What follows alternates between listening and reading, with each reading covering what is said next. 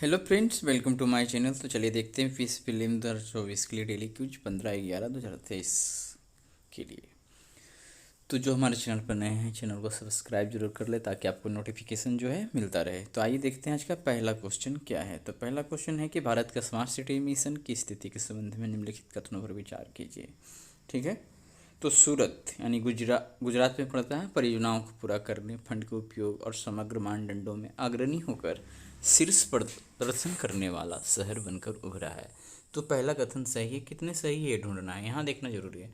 कह रहा SCM एक केंद्र प्रायोजित योजना है जिसे आवश्यक बुनियादी ढांचा और स्वच्छ व टिकाऊ वातावरण प्रदान करने हेतु 100 शहरों को बदलने के लिए जून 2015 में शुरू किया गया था। तो ठीक है, 100 शहरों को बदलने के लिए 2015 में जून 2015 में शुरू किया गया था। तो दोनों सही है, तो ऑप्शन सी हो जाएगा करेक्ट। चलिए आगे देखते हैं डिस्क्रिप्शन। भारत के स्मार्ट सिटीज मिशन की स्थिति। आवास और शहरी मामलों के मंत्रालय का 3 नवंबर 2023 का नवीनतम डेटा और भारत के स्मार्ट सिटीज मिशन की स्थिति के विषय में जानकारी प्रदान करता है। तो ये आवास और शहरी मामलों के मंत्रालय, ये ध्यान रखना है। जैसे जैसे मिशन की जून 2024 की समय सीमा नजदीक आ रही है, रिपोर्ट उच्चतम प्रदर्शन करने वाले शहरों, वित्तीय उपलब्धियां और परियोजनाओं के पूरा होने के संबंध में भौगोलिक अंतर पर प्रकाश डालती है। तो आइए देखते हैं आगे। और भारत का स्मार्ट सिटी मिशन की स्थिति से संबंधित मुख्य निष्कर्ष। परियोजनाओं को पूरा करने में अग्रणी शहर के बारे में देखेंगे। सूरत गुजरात परियोजनाओं को पूरा करने, फंड का उपयोग और समग्र मानदंडों में अग्रणी होकर शीर्ष प्रदर्शन करने वाला शहर बनकर उभरा है। था कथन एक सही है। आगरा उत्तर प्रदेश, अहमदाबाद गुजरात, वाराणसी यूपी और भोपाल मध्य प्रदेश ने सराहनीय प्रगति दर्शाते हुए शीर्ष 5 शहरों में स्थान हासिल किया है।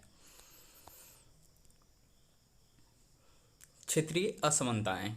केंद्र शासित प्रदेश यूटी और पूर्वोत्तर राज्यों के शहरों को निचले 10 शहरों में स्थान मिला है।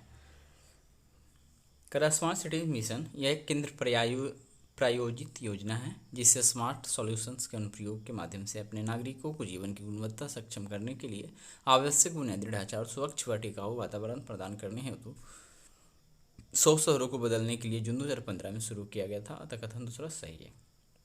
मिशन का लक्ष्य विभिन्न शहरी विकास परियोजनाओं के माध्यम से शहरों में रहने वाली भारत की आबादी की आकांक्षाओं को पूर्ण करना है।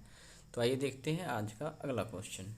भारत में रेशम उत्पादन तथा सेरिकल्चर रेशम कीट पालन के बारे में निम्नलिखित कथनों में से कौन सा से सही है। तेलंगाना भारत के रेशम उत्पादन में अग्रणी राज्य है। कितने उत्तर सही है ढूंढना है। ठीक है, दिए गए विकल्पों में से सही उत्तर चुनिए। ठीक है, विकल्प कुछ अलग प्रकार का है, तो देखते हैं। तेलंगाना भारत के रेशम उत्पादन में अग्रणी राज्य है, तो ध्यान देखना है तेलंगाना नहीं, यहाँ पे कर्नाटक हो जाएगा। ठीक है, तो इस अनुसार से पहला तो गलत हो गया। दूसरा देखते हैं। वित्तीय वर्ष 2021 में चीन को 2021 में चीन को पीछे छोड़कर भारत कच्चे रेशम का विश्व का सबसे बड़ा उत्पादक है, तो ये सही है।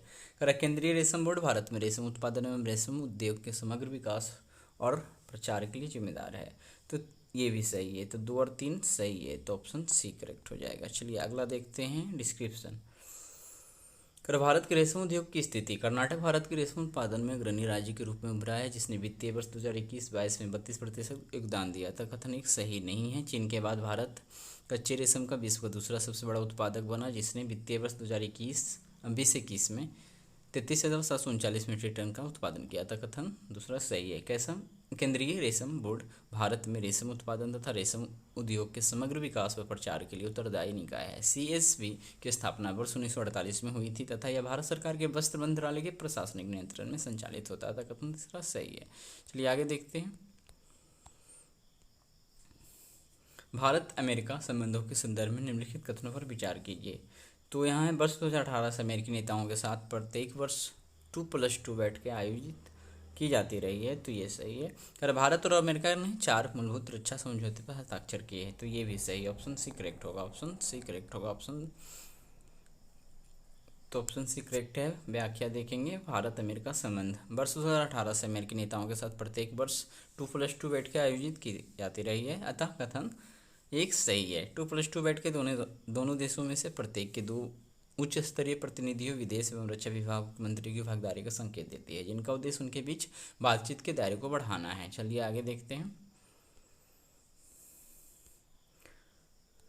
पिछले कुछ वर्षों में 2+2 प्रारूप में आयोजित संवादों सहित अपने भागीदारों के साथ रणनीतिक द्विपक्षीय संवादों ने संबंधों ने भारत के लिए ठोस और दूरगामी परिणाम उत्पन्न किए हैं। भारत और अमेरिका के बीच 4 मूलभूत रक्षा समझौते हैं। पर क्या है? भूस्थानिक जानकारी के लिए मूल विनिमय और सहयोग समझौता, ठीक है, पहला।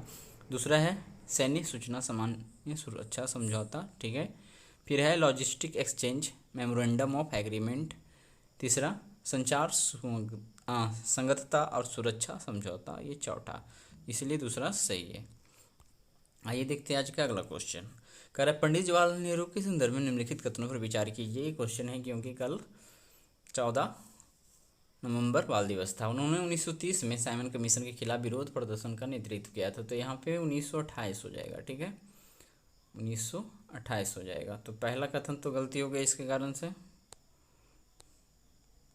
करा है उन्होंने लाहौर अधिवेशन और लखनऊ अधिवेशन के, अच्छा, लाहौर अधिवेशन 1929 में हुआ, लखनऊ अधिवेशन 1936 में हुआ। कांग्रेस बैठक की अध्यक्षता की थी, ये ठीक है। वे व्यक्तिगत सत्याग्रह के प्रथम सत्याग्रही थे। तो दूसरा तो सही दिख रहा है, लेकिन ये है तीसरा गलत। तीसरा क्यों गलत है? व्यक्तिगत सत्याग्रह के प्रथम सत्याग्रही कौन थे? विनोबा भावे, दूसरे जवाहरलाल और तीसरे केल दत्त, ये कुछ करके हैं, ठीक है। ये तीनों का नाम पूछा जाता है तो केवल एक होगा ना, एक ही तो सही है। कितने सही है पूछा जा रहा है, तो ऑप्शन ए करेक्ट हो जाएगा। आइए देखते हैं। तो पंडित जवाहरलाल नेहरू ने वर्ष 1928 में साइमन कमीशन के खिलाफ विरोध का नेतृत्व किया था, कथन एक सही नहीं। उन्होंने लाहौर अधिवेशन 1929 में, लखनऊ अधिवेशन 1936 के दौरान कांग्रेस की बैठक की अध्यक्षता किया था, कथन दूसरा सही है। वह व्यक्तिगत सत्याग्रह दूसरे सत्याग्रही थे, पहले थे विनोबा भावे, तीसरे थे कोई दत्त करके, ठीक है। चलिए आगे देखते हैं।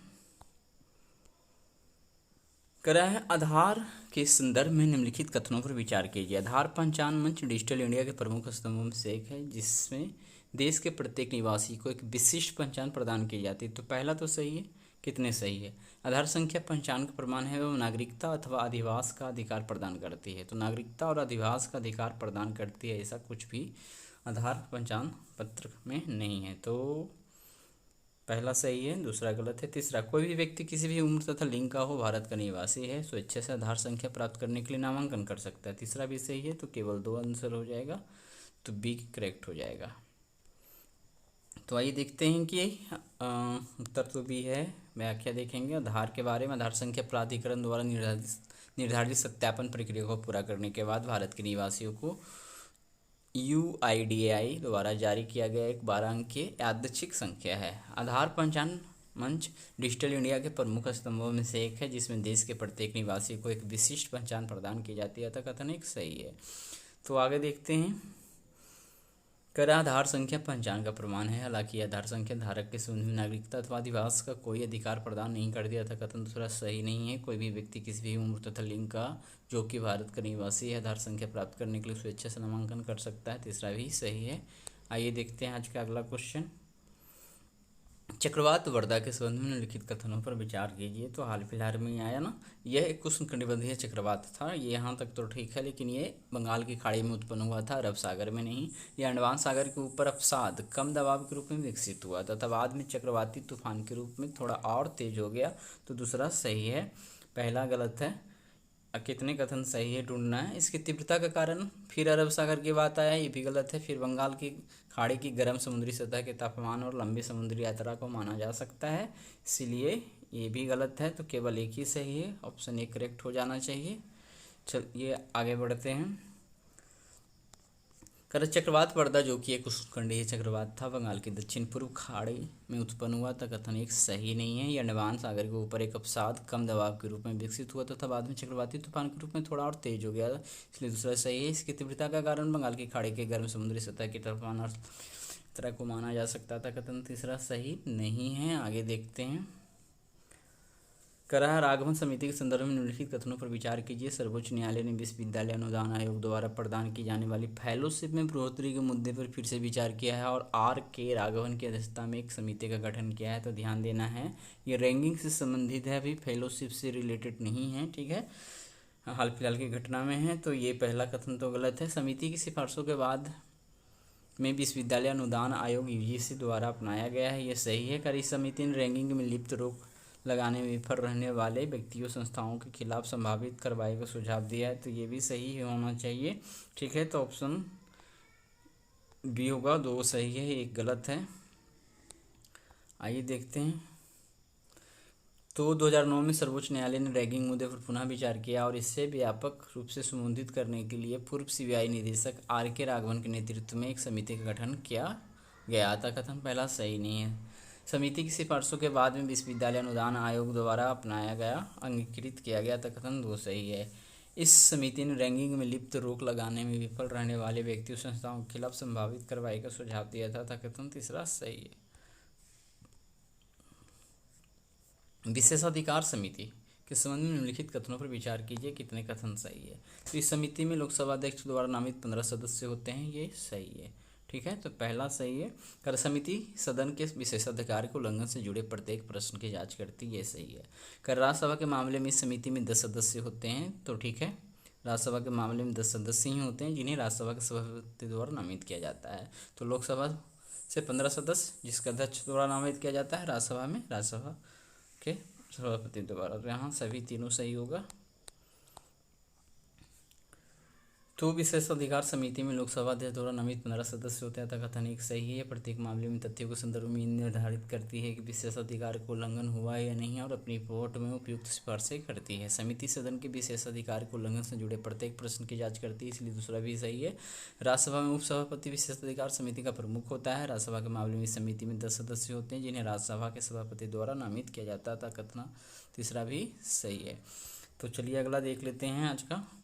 कह रहा है लोकसभा के आचार समिति के संबंध में निम्नलिखित कथनों पर विचार कीजिए। आचार समिति के सदस्यों की नियुक्ति अध्यक्ष द्वारा 1 वर्ष की अवधि के लिए की जाती है। कितने कथन सही नहीं है। तो पहला तो सही है। कह रहा इस क्या है, लोकसभा की आचार समिति। फिर कह रहा है इस 15 सदस्यीय समिति का कार्य लोकसभा सदस्य के अनैतिक आचरण से संबंधित प्रत्येक शिकायत की जांच करना है जो अध्यक्ष द्वारा उसे सौंपी गई हो। कह रहा 13वीं लोकसभा के दौरान विशेषाधिकार समिति ने एक आचार समिति की गठन की सिफारिश की, तो ये भी सही है। तीनों कथन सही है। तो तीनों जब सब सही है, गलत ढूंढना है, इसलिए ऑप्शन डी हो जाएगा। ठीक है, तो आइए देखते हैं। कर आचार समिति के सदस्यों की नियुक्ति अध्यक्ष द्वारा 1 वर्ष की अवधि के लिए की जाती है, कथन 1 सही है। तत्कालीन उपराष्ट्रपति एवं राज्यसभा के सभापति के.आर. नारायण द्वारा उच्च सदन की आचार समिति का गठन किया गया था। कर इस 15 सदस्यीय समिति का कार्य लोकसभा सदस्य के अनैतिक आचरण से संबंधित प्रत्येक शिकायत की जाँच करना है जो अध्यक्ष द्वारा उसे सौंपी गई है, कथन 2 सही है। फिर कह रहा है 13वीं लोकसभा के दौरान विशेषाधिकार समिति ने एक आचार समिति के गठन की सिफारिश के लिए, इसलिए कथन तीसरा भी सही है। चलिए का और क्वेश्चन लास्ट देख लेते हैं। क्या है कि निम्नलिखित कथनों पर विचार कीजिए। कथन पहला है कि राष्ट्रीय बाल अधिकार संरक्षण आयोग NCPCR ने सभी राज्यों तथा केंद्रशासित प्रदेशों को पत्र लिखकर सुझाव दिया है कि टाइप 1 मधुमेह T1D वाले बच्चों को उचित देखभाल और आवश्यक सुविधाएं प्रदान की जाए। ठीक है, तो ये तो कथन अपने आप में तो सही है ही। करेक्ट कथन 2, T1D एक दीर्घकालिक स्थिति है जिसमें अग्नाशय इंसुलिन रक्त शर्करा के स्तर को नियंत्रित करने के लिए आवश्यक हार्मोन उत्पन्न नहीं कर पाता है। इस प्रकार का मधुमेह आमतौर पर बच्चों और युवा वयस्कों में भी होता है, हालांकि यह किसी भी उम्र के व्यक्ति को हो सकता है। ठीक है, तो पत्र लिखकर टाइप 1 को बच्चे की देखभाल किया जाता है और क्यों किया जाता है इसमें है। ठीक है, तो कथन 1 भी सही है, 2 भी सही है। कथन दूसरा जो है कथन 1 की व्याख्या कर पा रहा है, तो ऑप्शन ए यहाँ करेक्ट हो जाएगा, ऑप्शन ए करेक्ट हो जाएगा। तो आइए देख लेते हैं थोड़ा सा डिस्क्रिप्शन। राष्ट्रीय बाल अधिकार संरक्षण आयोग ने सभी राज्यों यानी कि national commission for protection of child rights ने सभी राज्यों और केंद्र शासित प्रदेशों को सूचित करते हुए कहा है कि वे अपने क्षेत्र में टाइप 1 मधुमेह से पीड़ित बच्चों को आवश्यक उपचारों सुविधाएं प्रदान करें, था कथन 1 सही है। टाइप 1 मधुमेह एक दीर्घकालिक स्थिति है जिसमें अग्नाशय बहुत कम अथवा कोई इंसुलिन रक्त शर्करा के स्तर को नियंत्रित करने के लिए आवश्यक हार्मोन उत्पन्न नहीं कर पाता है। इस प्रकार का मधुमेह आमतौर पर बच्चों और युवा वयस्कों में होता है, हालांकि यह किसी भी उम्र के व्यक्ति को हो सकता है, था कथन दूसरा सही है, अतः विकल्प ए भी सही है। तो आज हमने देख लिया 10 क्वेश्चन। मिलते हैं फिर अगले दिन 10 क्वेश्चन के साथ। इसी प्रकार से हमारे चैनल पर बने रहें, वीडियो देखते रहें। धन्यवाद। और वीडियो अच्छा लगा हो तो शेयर जरूर करें और चैनल को सब्सक्राइब करना ना भूलें।